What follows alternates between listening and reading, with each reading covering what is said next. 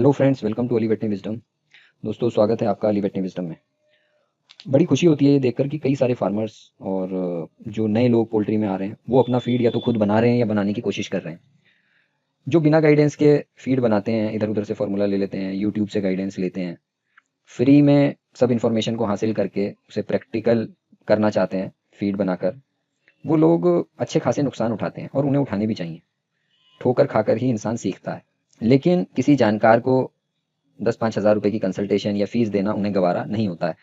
मुझे जो कॉल या कॉन्टैक्ट्स आते हैं, लगभग 60%, 70%, 80% फ्री वाले लोग होते हैं जिन्हें सब कुछ फ्री में चाहिए होता है। खैर, वही व्यूअरशिप बढ़ाते हैं।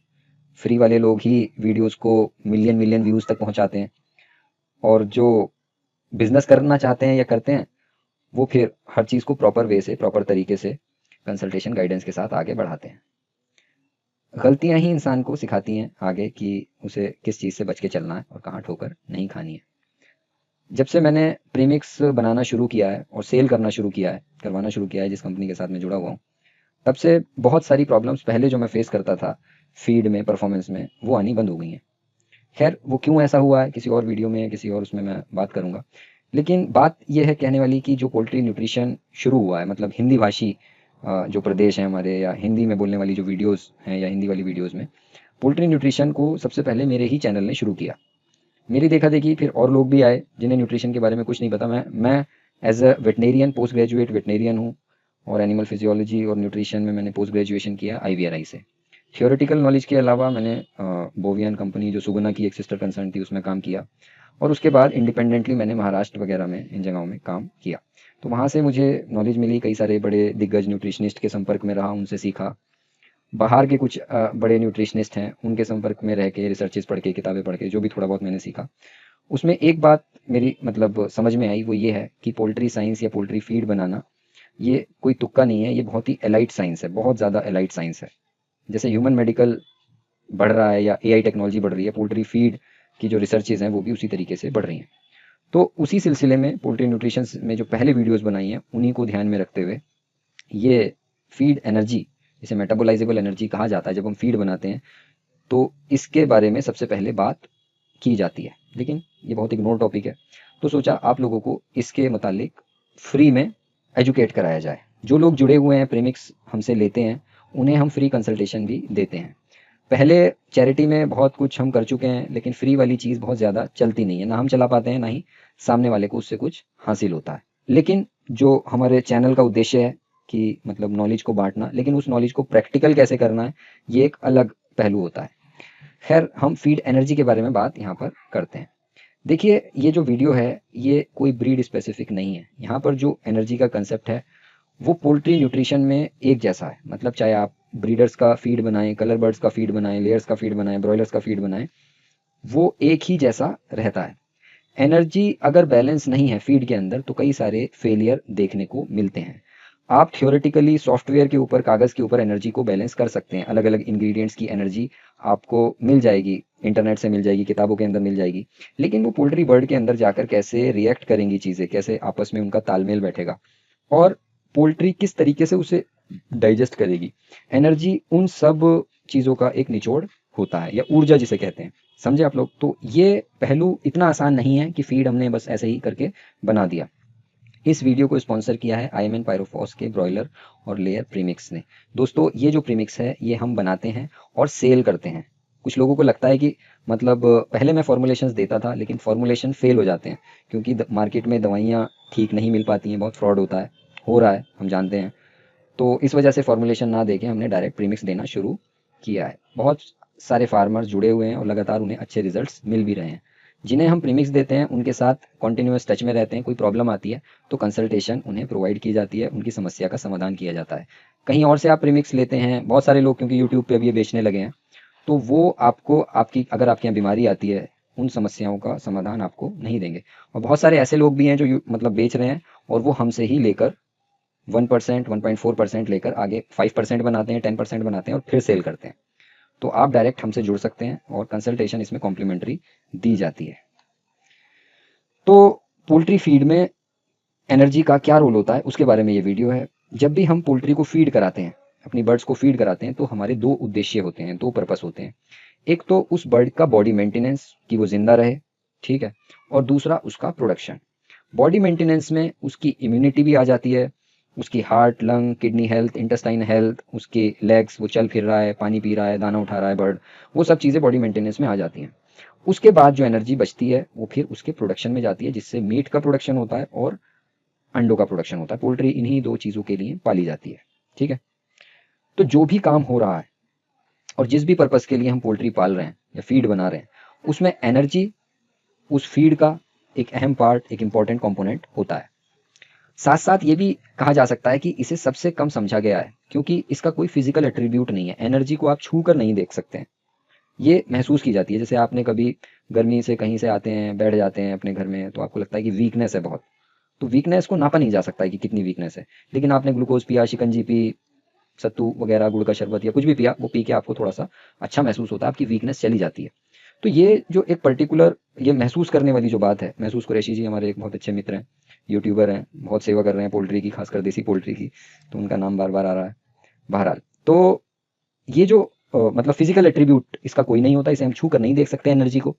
ये फीड इंग्रेडिएंट की कैरेक्टरिस्टिक होती है, ठीक है। मेरी वीडियोस, फिर मैं वही कहूँगा, मैं एक बहुत छोटा और मैं किसी को एंटरटेन नहीं कर पाता हूँ, इस वजह से मेरे वीडियोस में व्यूज़ भी कम होते हैं। तो जो सिंसियर लोग हैं वही 2-4, 10-12 हज़ार, 2,000 वही देखते हैं, पूरी वीडियो देखते हैं, और उन्हीं के लिए बनाता भी हूँ। मैं किसी से नहीं कहता कि मुझे फॉलो करो या मेरा चैनल सब्सक्राइब करो या जो मैं बता रहा हूँ उसे अपने यहाँ इंप्लीमेंट करो। मैं तो सिर्फ नॉलेज के लिए बनाता हूँ। प्रैक्टिकली इम्पॉसिबल है कि एक ही चीज़ को हर जगह हम प्रैक्टिकली इंप्लीमेंट कर दें। हर जगह की कंडीशंस देखी जाती हैं कि वहाँ पर क्या चीज़ें अवेलेबल हैं, उसके हिसाब से उस नॉलेज को फिर प्रैक्टिकल सेंस में बदला जाता है।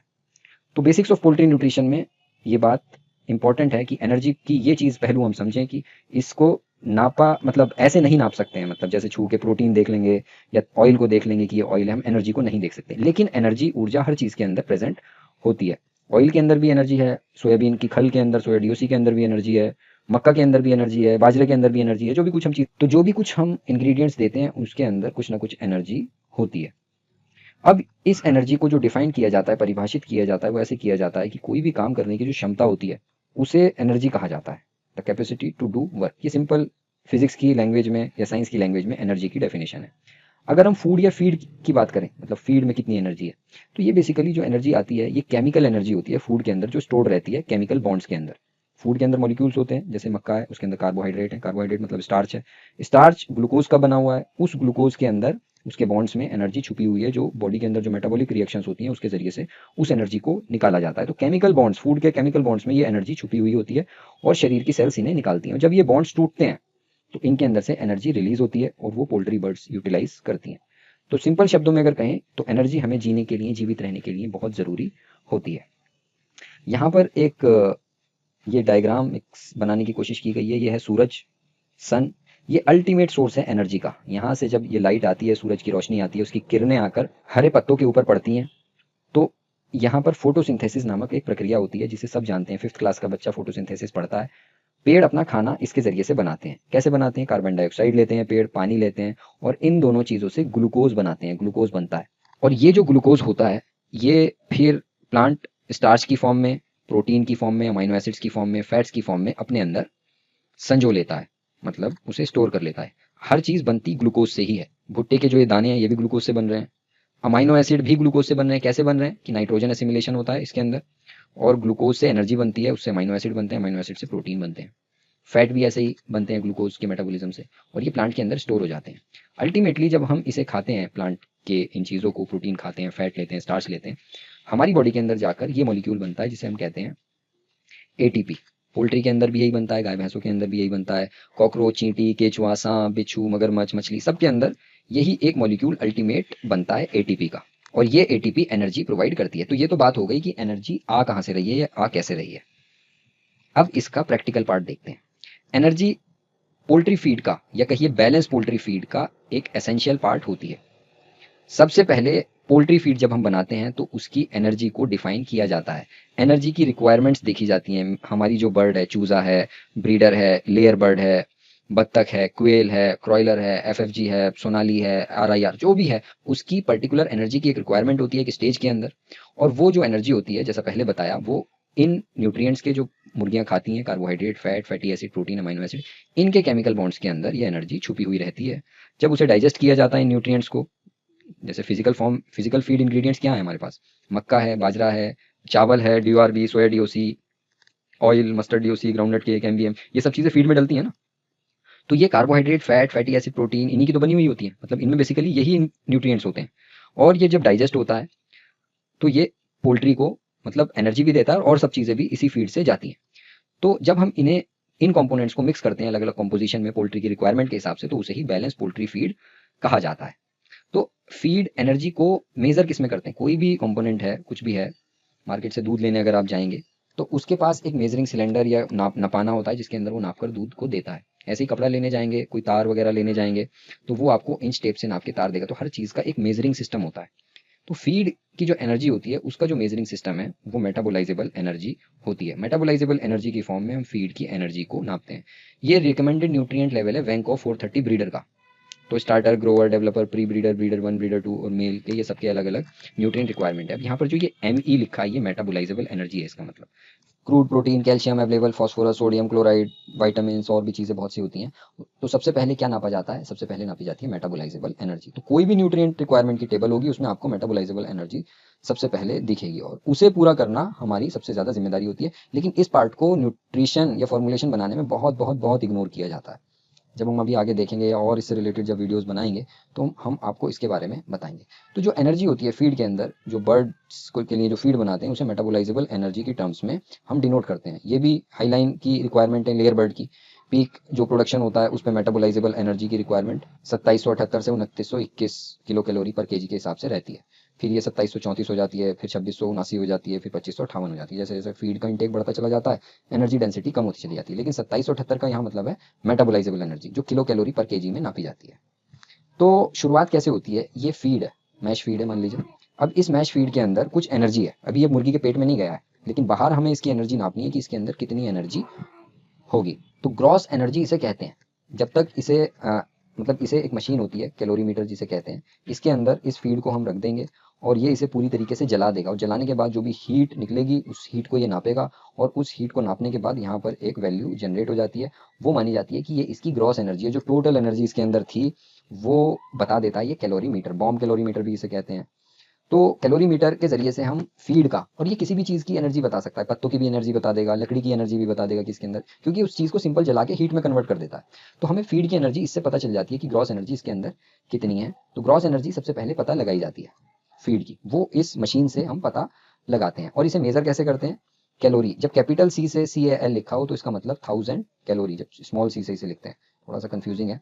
तो एक कैलोरी का मतलब जो कैपिटल C से लिखी गई है उसका मतलब होता है 1 किलो कैलोरी, और हम इसी का इस्तेमाल करते हैं पोल्ट्री का फीड बनाने के लिए। ठीक है, तो 1000 किलो कैलोरी का मतलब होता है 1 मेगा कैलोरी और 1 कैलोरी का मतलब होता है 4.18 जूल। मेगा जूल में भी कई बार आपको एनर्जी लिखी हुई दिखेगी। तो हम ये मानते हैं कि हमने थोड़ा सा फीड लिया, मान लो 100 ग्राम, उसके अंदर जो ग्रॉस एनर्जी आई इस मशीन के जरिए से वो 100 किलो कैलोरी एनर्जी हमें देखने को या हमें मेजर हुई। तो उसके बाद जब हम आगे चलते हैं तो ये फीड हमने इस पोल्ट्री को, इस बर्ड को खिलाया। मान लीजिए 100 ग्राम फीड था जिसके अंदर 100 किलो कैलोरी एनर्जी थी। तो इसकी जब फीडिंग की गई मुर्गी को, तो मुर्गी ने कुछ फीड तो पचा लिया, डाइजेस्ट कर लिया और बाकी अपनी ड्रॉपिंग्स में निकाल दिया। ड्रॉपिंग्स में निकालने का मतलब उसकी बीट में वो फीड निकल गया जो डाइजेस्ट नहीं हो पाया। पूरा तो डाइजेस्ट होता नहीं है पूरी दुनिया में, मतलब एक ये है कि एनर्जी जब एक फॉर्म से दूसरी फॉर्म में ट्रांसफर होती है तो वो फुल एफिशिएंसी के साथ नहीं होती है। केमिकल एनर्जी, मतलब मान लीजिए जब फूड की केमिकल एनर्जी पोल्ट्री में जा रही है तो उसमें से कुछ एनर्जी लॉस होगी। ये एक साइंटिफिक थर्मोडाइनमिक्स का प्रिंसिपल है। तो हमने 100 किलो कैलोरी इसे खिलाई और कुछ इसने डाइजेस्ट कर ली और जो डाइजेस्ट नहीं हुई इसने अपनी फीसिस में या ड्रॉपिंग्स में, बीट में निकाल दी। अब जो डाइजेस्ट नहीं हो पाया, पच नहीं पाया, वो वाले पार्ट को फिर उस मशीन के अंदर बॉम्ब कैलोरीमीटर के अंदर डाला गया और देखा गया कि उसके अंदर कितनी एनर्जी है। तो ये रिसर्च में ये देखा गया कि ये 24 किलो कैलोरी एनर्जी, अगर इसने 100 किलो कैलोरी एनर्जी खाई थी तो ग्रीन वाले पार्ट की बात हो रही है, अभी व्हाइट वाले पार्ट की बात नहीं हो रही। तो ये ग्रीन वाले पार्ट के अंदर 24 किलो कैलोरी एनर्जी हमें मिली। तो इसका मतलब 100 में से 24 मुर्गी ने वेस्ट कर दिया या बाहर निकाल दिया, ठीक है, अपनी फीसिस में, अपनी ड्रॉपिंग्स में, अपनी बीट के अंदर। तो इसके पास जो अब एनर्जी बची ये कहलाई डाइजेस्टिबल एनर्जी। जो डाइजेस्ट हो गई उसे हमने कहा, जो पच गई उसे हमने कहा कि ये डाइजेस्टिबल एनर्जी है। जो कितनी बची, 100 में से 24 निकले तो 76 kilo calorie energy, digestible energy poultry के अंदर बची। फिर इस वाइट पार्ट को भी नापा गया तो उसके अंदर 6 किलो कैलोरी एनर्जी थी वाइट पार्ट के अंदर। तो टोटल डाइजेस्टिबल एनर्जी के बाद जब हमने सफ़ेद पार्ट की भी एनर्जी को डिटरमाइन किया, उसे भी माइनस कर दिया, अब जो एनर्जी बची वो कहलाई मेटाबोलाइजेबल एनर्जी। ये मेटाबोलाइजेबल एनर्जी मुर्गी के शरीर के या उसकी आंतों के अंदर अब मौजूद है, जिसे उसके ब्लड के अंदर, खून के अंदर एब्जॉर्ब होके जाना है। तो हम ग्रॉस एनर्जी से मेटाबोलाइजेबल एनर्जी पर आ गए। डाइजेस्टिबल एनर्जी हमने देख ली। अच्छा, अगर बकरी या भैंस या गाय होती तो उसके अंदर ये चीज़ अलग तरीके से देखी जाती, क्योंकि उसमें पेशाब अलग निकलता है, यूरिन अलग निकलता है और गोबर अलग निकलता है। तो गोबर की एनर्जी को पहले देख लेते हैं। तो गोबर की एनर्जी को जब देखते हैं तो उसे डाइजेस्टिबल एनर्जी देखा जाता है। और जब यूरिन की एनर्जी को निकालते हैं तो यूरिन और गोबर दोनों की एनर्जी को जब उसमें से माइनस कर देंगे तो वो मेटाबोलाइजेबल एनर्जी कहलाती है। लेकिन पोल्ट्री में ऐसा होता नहीं है। इसमें यूरिनेशन या पेशाब अलग से आता नहीं है। वो ये जो व्हाइट पार्ट होता है ये किडनी से आता है, ये नाइट्रोजिनस वेस्ट होता है, इसे यूरिक एसिड कहते हैं। तो ये एक ही बार में निकल जाता है। इस वजह से जो पोल्ट्री होती है उसकी पूरी की पूरी बीट को एक ही बार में नाप लिया जाता है और ये जो एनर्जी निकल के आती है इसे हम कहते हैं मेटाबोलाइजेबल एनर्जी। अब हम ये एज्यूम करते हैं कि जो भी फीड हमने इसे दिया, इसने अपनी ड्रॉपिंग्स में से 30% फीड की एनर्जी को वेस्ट कर दिया या निकाल दिया, जो ये डाइजेस्ट नहीं कर पाई। लेकिन 70 किलो कैलोरी एनर्जी अब भी इसकी इंटेस्टाइन के अंदर है, जो कि अब एब्जॉर्ब होगी। लेकिन जरूरी नहीं है कि वो अगर डाइजेस्ट हुआ है तो वो एब्जॉर्ब हो ही जाए। इस बात को आप यहाँ पर नोट करें। हम ये एज्यूम करके चल रहे हैं और इसके ऊपर एक अलग वीडियो की जरूरत है इस एजम्पशन को बताने के लिए। तो हम ये मान के चल रहे हैं कि जो फीड था, जो बचा हुआ है इंटेस्टाइन के अंदर, वो कंप्लीटली डाइजेस्ट हो गया और उसके ब्लड में एब्जॉर्ब होने के लिए, इंटेस्टाइन से एब्जॉर्ब होने के लिए वो तैयार है। लेकिन ये जरूरी नहीं है कि हमेशा सारा का सारा डाइजेस्टेड फीड एब्जॉर्ब हो ही जाए। अब क्योंकि रिसर्च इस लेवल पर अब पहुंच चुकी है, मैट्रिक्स वैल्यू और ये सब जो चीजें हैं ना, वो इसी बात पर डिपेंड करती हैं। और मैट्रिक्स वैल्यू से ज्यादा कंफ्यूजिंग चीज अभी तक पोल्ट्री न्यूट्रिशन में कुछ नहीं है। सबसे ज्यादा मतलब खतरनाक एक कंसेप्ट है मैट्रिक्स वैल्यू का। तो 70 किलो कैलोरी अवेलेबल एनर्जी है अब मुर्गी की इंटेस्टाइन में, जिसे एब्जॉर्ब होना है। ठीक है, 30% उसकी जो बीट थी उसमें निकल चुकी है। अब यहाँ से जो एनर्जी एब्जॉर्ब होकर उसकी बॉडी में जाएगी, यहीं से ये मेंटेनेंस का पार्ट भी बनेगी। मुर्गी को जिंदा रखने के लिए भी एनर्जी यहीं से निकलेगी या यहीं से हासिल होगी, और फिर मीट बनाने के लिए, प्रोडक्शन करने के लिए भी एनर्जी को यहीं से दिया जाएगा। तो बेसिकली जो अब एनर्जी बची है ये अंदर जाएगी और मेटाबोलाइज होगी। लेकिन जो ये पार्टीशन है एनर्जी का, ये वाला लेकिन है, बट इसका जवाब अभी आगे आएगा। तो ये जो कंसेप्ट है पार्टीशन ऑफ एनर्जी का, जैसे हमने ग्रॉस एनर्जी देखी, ग्रॉस एनर्जी में से फिर बीट निकली तो डाइजेस्टिबल एनर्जी बनी, फिर उसमें से यूरिन की एनर्जी को माइनस किया जो वेस्ट निकल गई, तो हमने उसे मेटाबोलाइजेबल एनर्जी कहा। मेटाबोलाइजेबल एनर्जी में के बाद भी एक नेट एनर्जी आती है। तो ये जो एनर्जी का पार्टीशन हो रहा है, तो यही जो है पोल्ट्री न्यूट्रिशन का एक फंडामेंटल पिलर है। अगर किसी को इसके बारे में नॉलेज नहीं है तो वो प्रीमिक्स बना के बेच रहा है या फिर जो वो सेल कर रहा है, अगर प्रॉब्लम आती है फीड में तो वो ट्रबल शूटिंग नहीं कर सकता, वो उस प्रॉब्लम को सही नहीं कर सकता है। फॉर्मुलेशन तो आप सॉफ्टवेयर से बना लेंगे, ठीक है, या उससे जो मैंने कैलकुलेशंस बताई हैं पियर्सन स्क्वायर वगैरह से बना लेंगे, लेकिन आप उसके अंदर परफॉर्मेंस कैसे लेकर आएंगे जब तक आपको पार्टीशन, एनर्जी के पार्टीशन के बारे में नहीं पता होगा कि वेस्टेज बॉडी कितना कर रही है, कौन सी कंडीशन में कर रही है। आप उसे ठंड में खिला रहे हैं, गर्मी में खिला रहे हैं, बरसात में खिला रहे हैं, कब आपको उसे फाइबर बढ़ा के देना है, कब फीड में तेल बढ़ाना है ना।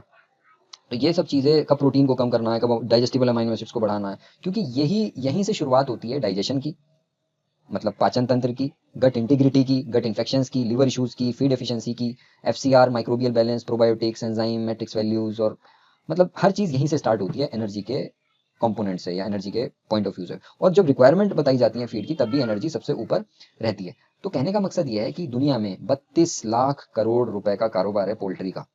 तो सोचिए, क्या इसे ऐसे ही छोड़ दिया गया होगा? इसके ऊपर दुनिया की जो सबसे बड़ी कंपनीज हैं वो दिन रात रिसर्च करती हैं और उन्होंने ओपन सोर्स डॉक्यूमेंट भी बनाए हुए हैं अपने। आप वहाँ पे जाकर उनसे सीख सकते हैं न्यूट्रिशन को। लेकिन आपको पता ही नहीं होगा, क्योंकि अगर बेसिक ही नहीं हमें पता है कि न्यूट्रिशन को मतलब ABCD अगर हमें नहीं पता है तो हम वर्ड कैसे बनाएंगे, और वर्ड नहीं बना पाएंगे तो फिर सेंटेंस कैसे बनेगा।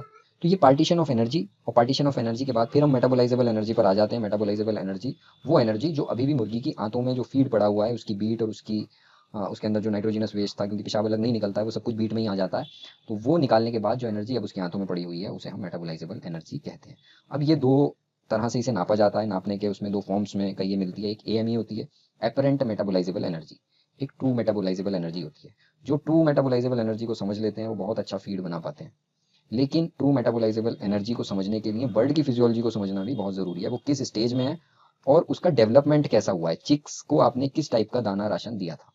एपरेंट मेटाबोलाइजेबल एनर्जी मतलब ऊपर ऊपर से लगभग हमें मतलब जो वैल्यू पता होती है, अंदाजे से कहिए कि अंदाजे से जो पता हम लगाते हैं मेटाबोलाइजेबल एनर्जी का, उसे कहते हैं। और ज़्यादातर जो फीड होते हैं या इंग्रेडिएंट्स की वैल्यू होती हैं वो AME में ही बताई जाती हैं। जितनी भी बुक्स मिलेंगी आपको, इंटरनेट पे जो नॉलेज मिलेगी, वहाँ पर AME ही बताई जाएगी। TME न्यूट्रिशनिस्ट की स्पेशलिटी है, वो न्यूट्रिशनिस्ट जान पाएगा कि TME AME से कैसे मतलब निकाली जानी है या कैसे हम उसे फीड में यूज़ करेंगे।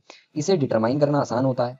यही वजह होती है कि जब आप फीड बनाते हैं या कोई फीड मतलब एक ही फ्लॉक में दिया गया, तो कहीं तो अच्छा परफॉर्म किया और कहीं अच्छा परफॉर्म उसने नहीं किया, क्योंकि वहाँ पर चूज़ों की वो अलग थी, मतलब एक तरीके से रिस्पॉन्स अलग आया।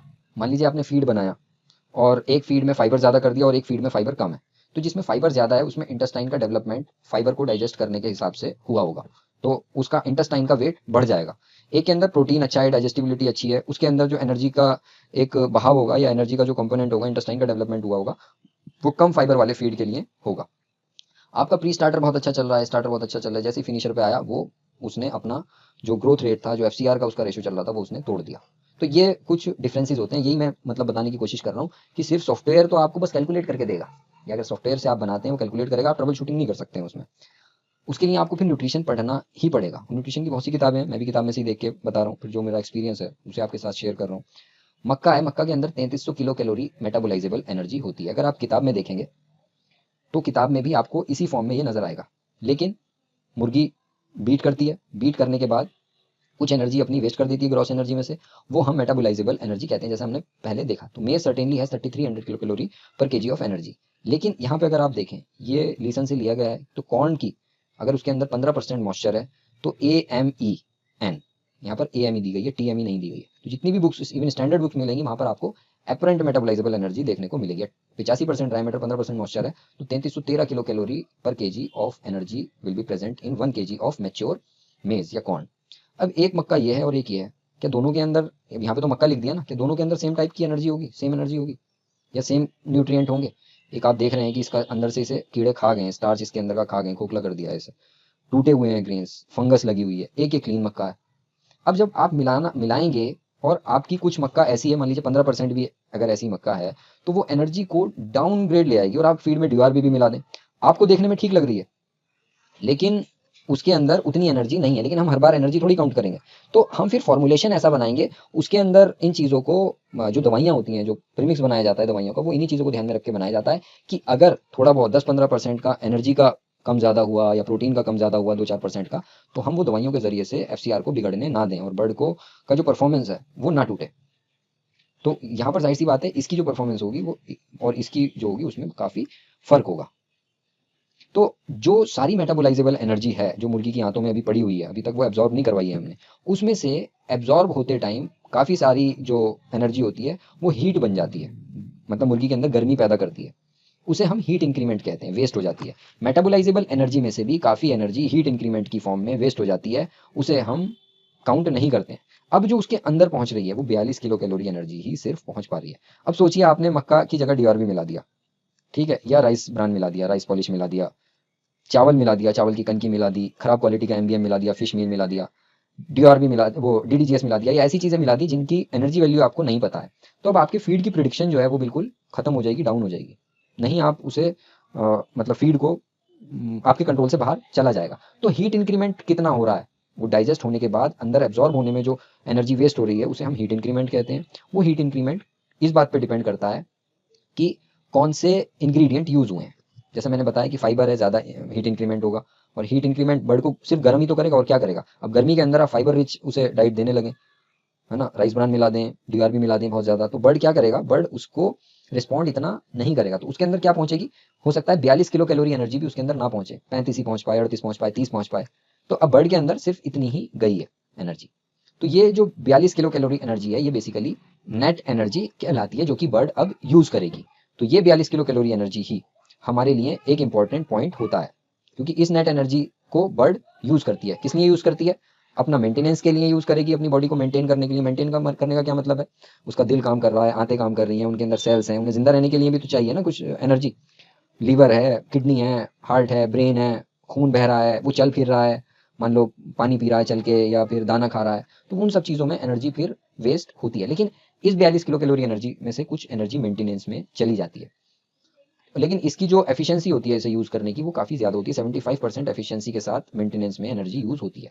लेकिन जो प्रोडक्शन होता है प्रोडक्शन के अंदर एफिशिएंसी जो है यूटिलाइजेशन की, एनर्जी यूटिलाइजेशन की, वो कम हो जाती है, काफ़ी सारी एनर्जी वेस्ट हो जाती है, और कुछ एनर्जी जो बचती है 10-15 किलो कैलोरी एनर्जी जो बचेगी वो प्रोडक्शन में हमारी जाएगी, और ये सबसे लास्ट में यहाँ पहुँचती है। अगर मेंटेनेंस कम है और प्रोडक्शन मतलब सारी एनर्जी प्रोडक्शन की तरफ जा रही है, तो बच्चा बहुत तेज़ी से बढ़ता है, या अंडे दिए जाएंगे, या उसकी ब्रीडिंग एफिशिएंसी, फर्टिलिटी बढ़ेगी, कुछ भी आप कह सकते हैं, जिस पर्पज़ के लिए भी आप उसे यूज़ कर रहे हैं। तो हमें ये देखना पड़ता है फीड फॉर्मुलेशन करते टाइम कि जो इंग्रेडिएंट हम यूज़ कर रहे हैं वो नेट एनर्जी कितनी हमारी बर्ड को पहुंचाने की क्षमता रखते हैं, और किस मौसम में हम फीड बना रहे हैं, क्योंकि परसेंटेज जो होती है कुछ मेटाबोलाइजेबल एनर्जी की, ये डिपेंड करती है फीड के कॉम्पोजिशन के ऊपर।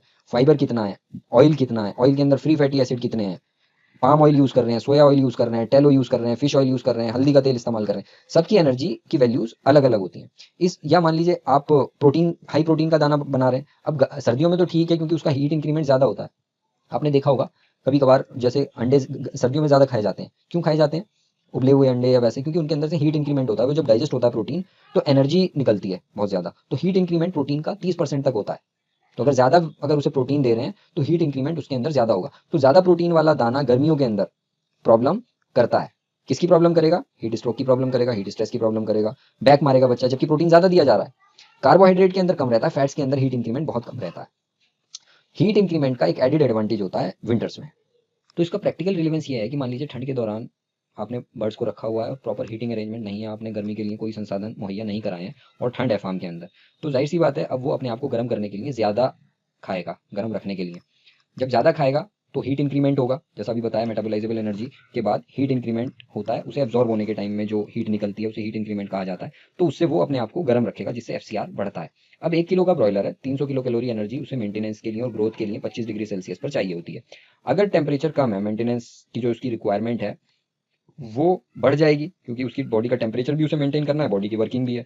तो 75% इसका वो यूज कर रहा है मान लीजिए अपनी मेंटेनेंस के लिए, और 75 किलो कैलोरी एनर्जी ग्रोथ के लिए जाएगी। इसी वजह से ग्रोथ जो होती है ना, अक्सर सर्दियों में अगर टेम्परेचर बहुत ज्यादा डाउन हो जाता है तो ग्रोथ थोड़ी कम हो जाती है। वो इसी वजह से होती है क्योंकि फीड को वो अपनी बॉडी को गर्म रखने के लिए इस्तेमाल करने लगता है। तो जैसे जैसे टेम्परेचर सर्दियों में नीचे जाता है तो मेंटेनेंस की जो नीड है वो बढ़ने लगेगी। वो 225 किलो कैलोरी से बढ़ के हो सकता है 300 किलो कैलोरी तक पहुंच जाए, और उससे भी ज्यादा होने लगे कभी कभार, है ना, बढ़ने लगता है, भागने लगता है जिसे कहते हैं। और गर्मियों में दूसरी वजह है हाई फाइबर फीड आप इस्तेमाल करने लगे, वो हीट इंक्रीमेंट का कारण बनेगा सीका में जाके उसका, क्योंकि बैक्टीरियल वो बढ़ा देता है, तो उस वजह से। खैर नेक्स्ट वीडियो में हम देखेंगे उन फैक्टर्स के बारे में जो मतलब इसके एनर्जी के यूटिलाइजेशन को पोल्ट्री में अफेक्ट करती हैं। अगर आपको लगता है कि आपको हमसे बात करनी चाहिए अपने फीड बनाने से रिलेटेड, और हमारा प्रीमिक्स यूज करके अपना फीड बनाना चाहते हैं, तो आप व्हाट्सएप लिंक दिया गया है डिस्क्रिप्शन में, आप कॉन्टैक्ट कर सकते हैं। और उसके बाद कोई दुविधा होती है, कहीं आप फंसते हैं, कोई बीमारी वगैरह आती है, तब भी हम उसमें फिर हेल्प करते हैं। फीड मिल वगैरह लगानी है तो आप फीड मिल भी लगा सकते हैं, मैंने वीडियोस डाली हुई हैं, वो राजस्थान वाले हैं इकराम भाई, उनसे बात करके आप फीड मिल भी लगा सकते हैं, डायरेक्ट उनसे ही कॉन्टैक्ट कर लें और फीड मिल भी लगा सकते हैं, उसके बाद हमसे कॉन्टैक्ट कर सकते हैं। हमारे यहाँ के जो फीड प्रीमिक्स के FCR हैं, जो परफॉर्मेंस है वो बहुत कंसिस्टेंट हैं, जितनी भी मेडिसिन वगैरह यूज़ करते हैं वो बहुत रिलायबल हैं, और 80% जो मेडिसिन हैं वो इम्पोर्टेड हैं, विटामिन वगैरह सब इम्पोर्टेड हैं, और खुद प्रीमिक्स बनाया जाता है और फ्रेश बनाया जाता है। तो यूज़ कीजिए, आप जुड़िए हमारे साथ, और फिर अगली वीडियो में किसी टॉपिक के साथ हम। और यूट्यूब की वीडियो, कुछ लोग ये कहते हैं कि यूट्यूब की वीडियो बनाते हैं अपना प्रीमिक्स सेल करने के लिए, तो सिर्फ मैं प्रीमिक्स ही सेल नहीं कर रहा हूँ, आप लोगों के लिए अवेलेबल भी हूँ। अगर आप, क्योंकि आपको प्रीमिक्स कहीं ना कहीं से तो लेना है ना, तो आजकल का ज़माना सर्विस ओरिएंटेड है, जहाँ से आप सामान ले रहे हैं उसे आपको सर्विस भी देनी चाहिए। तो हम यहाँ पर आपको सर्विस भी देते हैं। अगर आपकी बर्ड बीमार होगी या कहीं कोई प्रॉब्लम आती है, रॉ मटेरियल नहीं मिल रहा है, रॉ मटेरियल की चेकिंग करानी है ना, या कोई और प्रॉब्लम आ रही है, इकोलाई आ जाती है, CRD आती है बार बार, तो उसके लिए भी proper consultation free of cost दिया जाता है। Thank you for watching this video. अब मैं शराफत की जिंदगी जीऊंगा भैया। बरसों से पाला हुआ, दिल के कोने में छुपाया हुआ मेरा सपना पूरा करूंगा। मुर्गियों का फार्म खोलूंगा, पोल्ट्री फार्म। हजारों मुर्गियां पालूंगा जो लाखों अंडे देंगी। लाखों अंडों से करोड़ों मुर्गियां और उनके कई करोड़ अंडे और अरबों आमलेट। क्या आप भी अंडों के लिए मुर्गी फार्म खोलने के इसी तरह के सपने देखते हैं, लेकिन उसके लिए कोई जानकारी नहीं है? तो आज ही हमारे विशेष ऑनलाइन लेयर फार्मिंग कोर्स को ज्वाइन कीजिए। बढ़ती हुई आबादी और खाद्य सुरक्षा के चलते भारत में अंडों की डिमांड लगातार बढ़ रही है। इसीलिए लेयर पोल्ट्री व्यवसाय भी काफी प्रगति कर रहा है। यह क्षेत्र एग्रीकल्चर से संबंधित व्यवसायों में तकनीकी रूप से सबसे अग्रणी स्थान रखता है। जिसे चलाने के लिए संपूर्ण तकनीकी जानकारी का होना आवश्यक होता है। इसमें लगने वाली अत्यधिक लागत के कारण भी इसमें गलती करने की ज्यादा गुंजाइश नहीं होती, अन्यथा लंबे नुकसान होने का खतरा रहता है। इन नुकसानों से बचने के लिए तकनीकी जानकारी का होना अति आवश्यक है, जो लागत को कम कर सके और उत्पादकता को बढ़ाकर मुनाफों में वृद्धि करे। इसके लिए इस ट्रेनिंग कोर्स के विषयों को 2 भागों में बांटा गया है। पहला, वो जिसमें लेयर फार्म के इंफ्रास्ट्रक्चर और शुरुआती निर्णयों से संबंधित जानकारी को विस्तार से बताया गया है, और दूसरा वो जिसमें फार्म में बर्ड आने के बाद के मैनेजमेंट के बारे में जानकारी दी गई है। इसमें आवश्यक विषयों को विस्तार से बताया है, जैसे फार्म के लिए जगह का निर्धारण, उस पर फार्म को बनाना, उसकी सही डायरेक्शन, फार्म की लंबाई चौड़ाई, वेंटिलेशन, पानी की निकासी और बायोसिक्योरिटी से संबंधित निर्णय। उसके बाद लेयर बर्ड तैयार करने और लेइंग पीरियड में आने वाली मुश्किलें, उनका न्यूट्रिशन, फीडिंग, डिजीज मैनेजमेंट, दवाइयों का इस्तेमाल आदि को जानना भी बहुत महत्वपूर्ण होता है, जिससे आपको लेयर फार्म व्यवसाय से संबंधित सही फैसले लेने में काफी मदद मिलती है। अली वेटरनरी विजडम द्वारा इस लेयर फार्मिंग ट्रेनिंग कोर्स को प्रैक्टिकल एस्पेक्ट्स ध्यान में रखते हुए इस तरह तैयार किया गया है, जिससे न सिर्फ नए एंटरप्रेन्योर की लेयर फार्मिंग की समझ को बढ़ाया जा सकता है, बल्कि जो फार्मर्स इस समय लेयर फार्मिंग कर रहे हैं वे भी काफी लाभ उठा सकते हैं। अधिक जानकारी के लिए स्क्रीन पर दिए नंबर पर व्हाट्सएप करें और गूगल प्ले स्टोर से हमारा Ali veterinary wisdom training app download करके कोर्स डेमो को देखें।